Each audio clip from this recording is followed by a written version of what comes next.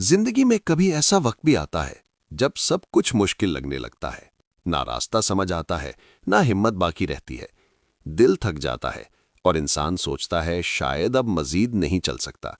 लेकिन याद रखें, यही वो लम्हा होता है जहां से कामयाबी का सफर शुरू होता है। जब तुम हार मानने लगते हो, तब खुद को याद दिलाओ कि तुम यहां तक भी आसानी से नहीं पहुंचे। तुमने पहले भी मुश्किलें देखी हैं और हर बार अल्लाह ने तुम्हें संभाला है। कभी अपनी रफ्तार सुस्त हो जाए तो खुद को नाकाम मत समझना। आहिस्ता चलना भी आगे बढ़ना होता है। छोटे कदम भी एक दिन बड़े ख्वाब पूरे कर देते हैं।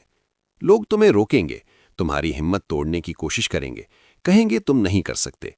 लेकिन याद रखो, लोगों की राय तुम्हारी हकीकत नहीं होती। अपने ख्वाबों को मजबूती से थाम लो, खामोशी से मेहनत करो, अपने रब पर भरोसा रखो।